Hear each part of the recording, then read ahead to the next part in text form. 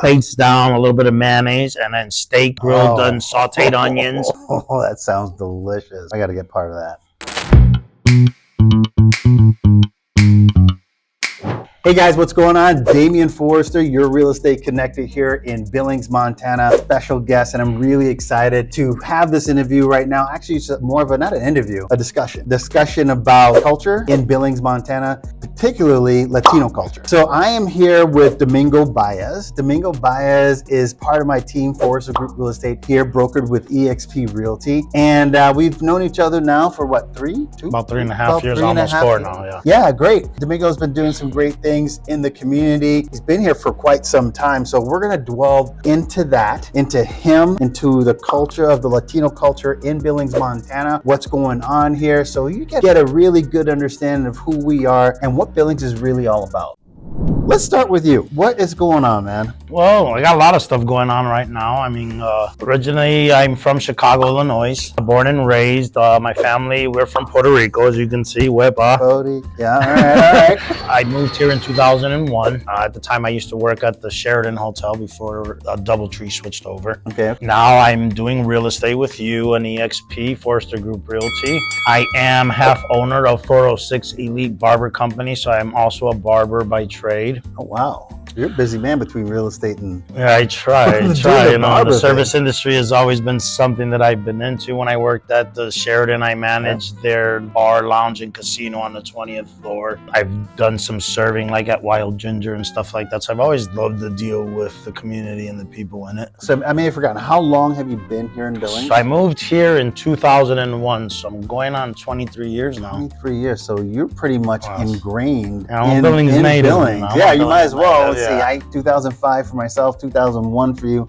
You're in deep. So is there a large Hispanic or Latino? What's preferred? I like Latino. Me personally. Okay, Latino culture, we'll just use Latino culture in Billings? We're growing here. In recent years, I've noticed, and because, you know, I speak Spanish, and when I'm around in town, at Walmart or Target or something, and I see people walking around groups and talking Spanish, I make it a point to introduce myself. We get a lot of construction workers here, roofing workers, and they come in groups, and so usually I kind of introduce myself, and being one of the Spanish speaking barbers in town, I give them my card and let them know that they're welcome to come to my barber shop where they can feel comfortable because I can talk to them in Spanish and I understand them a little bit more fluently. Lately, we are getting people here from Honduras, Guatemala, Venezuela, Mexico. I have friends from Peru here, Chile, you know, and there's a pretty good amount of Puerto Ricans here, and we all kind of know each other, you know.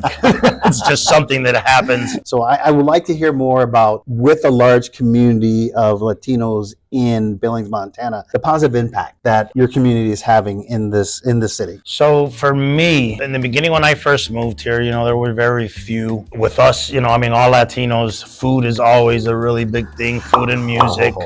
Luckily, we've been fortunate enough with some of the local markets in town that we were able to purchase a lot of the ingredients and products that we need to continue to cook our traditional foods, and, you know, just the things that we need that make us feel like we're at a home, you know, because we spend a lot of time in the kitchen, especially during holidays. Even when you're just visiting with your mom, it's just a big thing in the Latino community that we do. Even when we have friends over, you know, for dinners or stuff, it's always a big presentation, a big production focused around food, the kitchen, and, you know, our music, salsa, reggaeton, merengue, bachata, you know, those really festive sounds that you hear that make you want to dance every time you listen to them, no matter what culture you're in. When I moved here, I remember, you know, not having such a huge community here, and I'm old, so some of you people don't know what CDs might be, but we used to go out to some of the clubs here in town, and the local DJs were very accommodating, and I would bring in my CDs from my car, and they would put them on, and, you know, it was just an amazing thing where we would go out in the middle of the dance floor and start dancing. Community members would come and ask us to teach them, and they'd try to dance. Really? And the dance floors would get really, really packed. And so it kind of became a thing every weekend when we went out to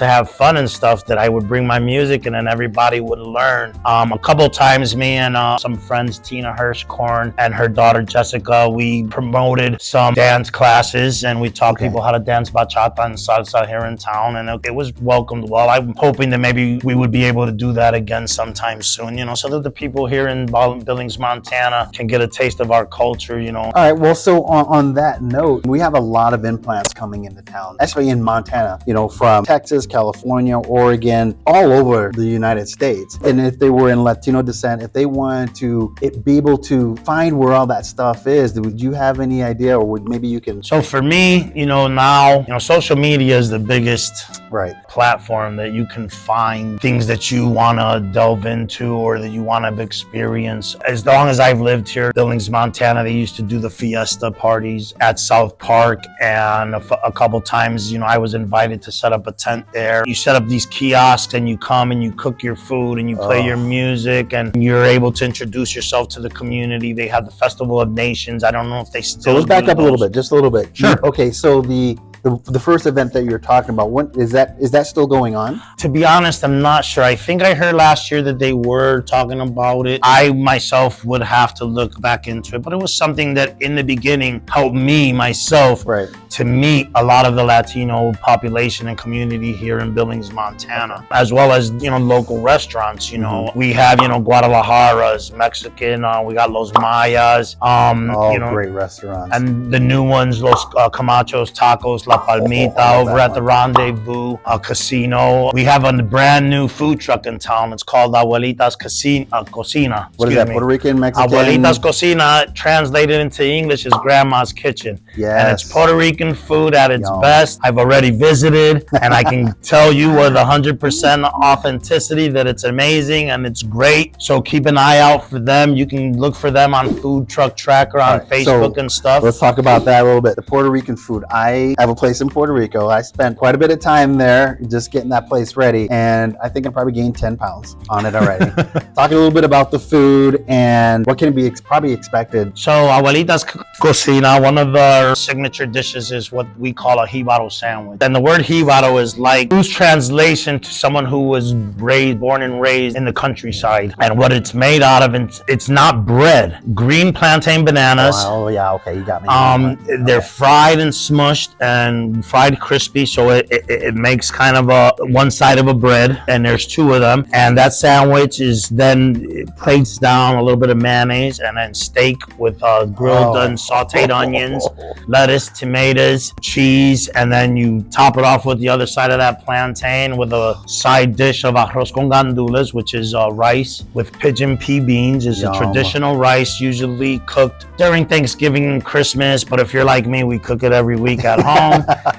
That's awesome. It's just something that we love to eat, and if you guys are, especially anybody who's a foodie and who loves to experiment with different things and try different things, you're gonna love that sandwich. The flavors there are just so amazing, and trust me when I tell you, it is an amazing thing and an amazing experience. Oh, that sounds delicious. I gotta get part of that. They're like I said, Food Truck Tracker, Abuelita's Cocina. Check them out. They just started out, and they've been pretty vocal as to where they're going to be parked at. If you just keep track on Facebook, Instagram, whenever I see their posts, I share, so that people know, just to kind of help and support other friends of mine. And not only that, just small businesses in our town that need that extra boost sometimes, so that people know. I own my barber shop, and I talk to a lot of people, and so whenever people ask me where I'm from, I try to explain, and I give them descriptions of the types of foods we eat and those flavors that you're going to taste, so that they know what to expect when they hit them up. Yeah, I like food, so that's why I like to continue talking about food. We were talking about other events too. The second part of that, you mentioned another event that was coming up. So another event where I'm allowed to set up is over at Don Luis. Don Luis is another local Mexican restaurant owned by Carmen Guerrero Salazar. It's located near in between 26th and Montana and 1st Avenue North. Oh yeah. Kind of the side of the post office right across the street, exactly. She always has a block party right there in front of her restaurant for Cinco de Mayo, and she's allowed me a couple times to set up a kiosk and serve Puerto Rican food, which is nice because, you know, Cinco de Mayo is always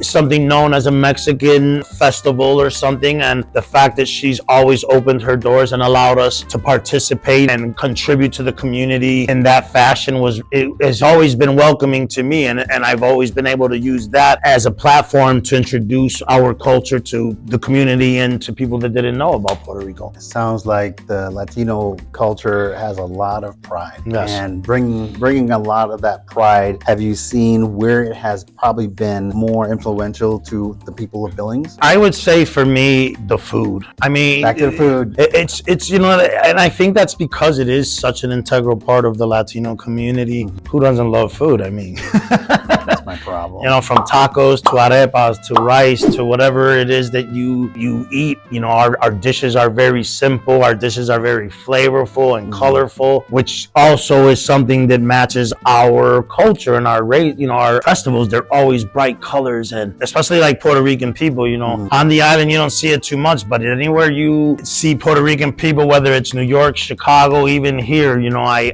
cruise around and I have a Puerto Rican flag hanging down from my mirror. Pride, Because there I you go. do that, I've met other Puerto Ricans. You know, we can be driving down the street and we see each other's flags and we start honking the horn and we're waving at that's each what I'm talking other. about. Just the other day, I think I was telling you, I was sitting outside of, it was a Starbucks on 27th. There it is. I went there to pick up an order and I'm sitting in my car getting ready to take off. And when I look over, there's some guy standing next to my car looking at my window. And, you know, I was kind of a little apprehensive at first. So I rolled down my window. And when I did, he started talking to me in Spanish and he was from Puerto Rico. There you go. He said he saw my flag. He was delivering an RV. He had the RV parked in the middle of the street waiting while he ran into Starbucks to get his order. Right. And we started talking and we exchanged information. He got one of my business cards because now he's thinking about moving here. Outstanding. And relocating. And so just because of that, it's kind of like a thing that we have, and we kind of, you know, whether it's we're talking in Spanish because we're super proud of that, we hear each other talking, and I've met a lot of Latinos in this community because of that, and I always try to be welcoming and friendly. I go up and introduce myself, ask them where they're from, what they're doing here in town, how long are they going to be in town. I exchange information, so if they have questions or need anything or any assistance, because I speak both English and Spanish fluently,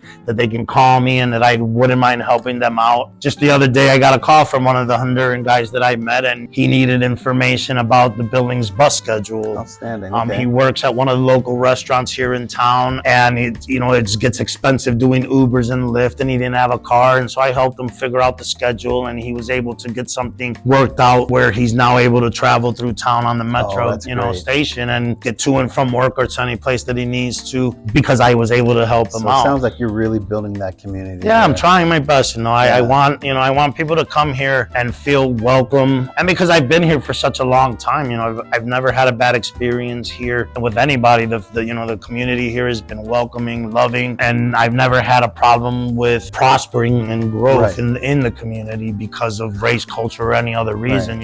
Everything here has always been the same. I'm coming from Chicago, which is a very, very big city, a lot of people, and with a very diverse community, to Billings, Montana, where we're now very small group of people.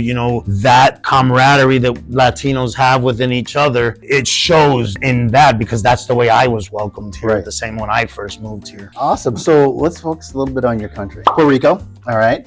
And so I've been to Puerto Rico a number of times already, and there's two sides, the East and the West. Can you elaborate for those that love to travel to this amazing country? Can you tell us a little bit more about Puerto Rico itself? So sure. Okay. So Puerto Rico is an island in the Caribbean. It's surrounded by the Atlantic Ocean, but then we have some smaller little islands that are part of Puerto Rico. And so on one side of those islands, it's the Atlantic Ocean. On the other side, it's the Caribbean Sea. Right. And they're beautiful. Culebra Island is one of them. It's one of the smaller islands. It's still more locally driven. It has one of the best beaches in the world, Flamenco Beach. We speak English and Spanish there. We are part of the United States. As of 1917, we became U.S. citizens. So if you're born on the island, you are a United States citizen. And anybody traveling from mainland U.S. to Puerto Rico, you do not need a passport. You can travel with your state ID or driver's license. You don't have to go through customs when you get there. It's just like being in the U.S. You know, the second language there is English, so you'll have no problem communicating with the locals. The locals there are very loving and welcoming, especially when it comes to sharing the dynamic culture and the flavors of our food or the music or whatever it is that you're looking for. Everybody, you know, you can just kind of walk up to anybody on the island. They will point you in the direction of festivals. One thing that I love about Puerto Rico, you know, we have a lot of the big Spanish salsa stars, and I mean, a lot of people know who Bad Bunny is. Bad Bunny, that's right. And he's one of the biggest stars in the world, and a lot of those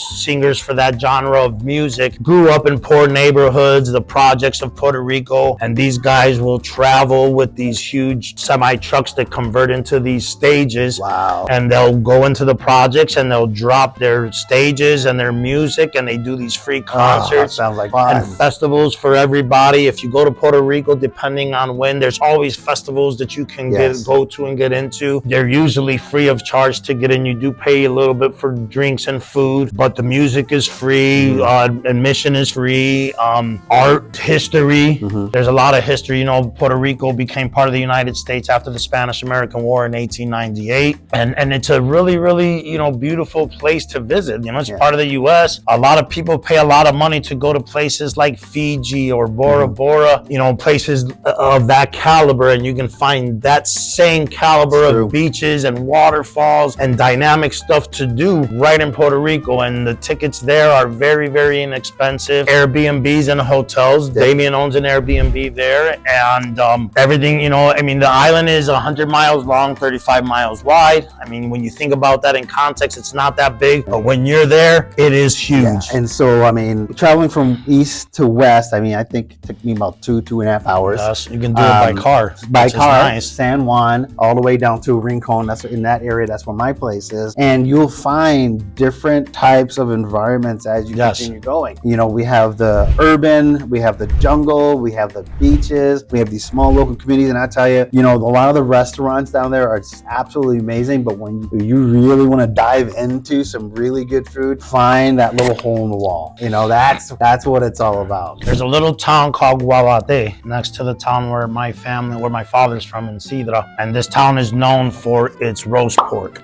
And they have this long strip, kind of curves up into the mountains and everything, and all along the strip, on both sides of the street, they're just kiosks that line the street, and all you're gonna get up there is roast pork with the crispy skin, or roast chicken with the side dishes, and everything is super inexpensive. I can attest to all of this. So good. Super inexpensive. If you go to Luquillo's near the rainforest. We have one of the only rainforests in North America. It's called El Yunque, and there's a place called Luquillo, and if you go to Luquillo, it has just this long strip, and it's called the kiosks of Luquillo. And all of those kiosks are little restaurants and drinking bars and dance halls where people on one side of the street while you're cruising up and down, and little souvenir shops and stuff, and you can choose your foods and your drinks and everything else. And then if you go through, right behind these places is the beach. And it's a really good stretch of beach where local fishermen fish, and you can get stuff right out of the ocean. And they got some great surfing there too. Yeah, Rincon is a very, very good surfing place. Dorado is a place where a lot of surfers go, and a lot of expatriates live there from here, from the U.S. Military personnel. They were either based in Puerto Rico or other places. When they retire, they go there, and it's really, really nice. Fishing is a really good thing. Oh, yes. I just know about this because I spent like January 2023 up until May. Yes. Oh my gosh, it was just it was a lot of hard work, I'm not gonna lie. But I got to travel a lot throughout the country. Yeah, I'm a big red snapper fan, and you can go on one of the boats and catch your red snapper and bring it to local restaurants, and they'll cook it for you. The restaurant where the pina colada was invented is right in downtown Old San Juan. Puerto Rico was where, here I'm thinking Mexico. No, pina coladas were invented at a restaurant in Puerto Rico, and it's in Old San Juan. And when I whenever I go there, I have a red snapper dish with my pina colada. It's a deep fried red snapper and it's whole, and it's served with rice and beans and fried plantains and a salad. Drink pina coladas until you can't. I gotta look for that food truck now. I don't know, man. That's awesome. Well, let's wrap things up here. So anything else that you would like to add about Billings and the Latino culture? All I would say is visit them. Check out the restaurants. When you see them walking down the streets, I mean, these guys are here with some of them with their families. They're building your houses. They're putting the roofs on them, solar panels. Yeah. They're construction workers. Make them feel welcome. Make people want to move here. Like I said, the best way for that, especially with a Latino person, is through our food and through our music. So keep an eye out on Facebook. There's actually a local group here called John Roberts y Pan Blanco. I don't know if you're familiar with them. No, I'm not. Well, John Roberts used to play with some of the biggest salsa stars in the game. Celia Cruz, who passed away. Yes. And he has a group, and it's called John Roberts y Pan Blanco, which means white bread in Spanish. He usually sets up little events over at Craft Local downtown, or when we have Live After 5, and their music is Caribbean funk, and he does a little bit of salsa, and he does a little bit of merengues and stuff. I love how you move around when you so if you hear him, if you hear John Roberts is playing somewhere, go check it out. He's a good segue into our music and our culture through music. Like I said, stay tuned. I got some big things coming along soon as far as some restaurant stuff going on. I'm bilingual, so if you have any Spanish-speaking friends that need help in realty or I'm So owner. how can people get a hold of you? I am half owner, like I said, of 406 Elite Barber Company, and we're located at 2918 Grand Avenue here in Billings, right across the street from the McDonald's and the Albertsons complex there. My phone number is 406-697-0860. Call anytime. Any questions about real estate, any questions about hair, I got you. All right, man, Domingo, thank you so much for opening our eyes. Thank you for having me. Absolutely. Guys, thank you very much for watching. We're going to have a lot more of these. Actually, I can't wait to announce what's going to happen between the food, the education, and the dancing entertainment that we're going to be working on. So right here at Sacred Grounds Coffee. So make sure that you stay tuned and pay attention, because we got some really good things coming up that are going to introduce all Latino cultures and other cultures to the community here in Billings. For those of you that didn't know that there was such a diverse community, we're here to stay, and we want to share our lives and our culture with you. And speaking on that note, if you are descent, definitely get a hold of us, because we got some big things coming having to do with food, entertainment, and education, especially to bring that to the Billings community. So if you're watching this, reach out to us, Damian Forrester, 406-697-3282, or Domingo, one more time. Domingo Baez at 406-697-0860. All right. Thank you guys so much for watching. Puerto There we Rico. go. Talk to you guys soon. Have a great day. Peace.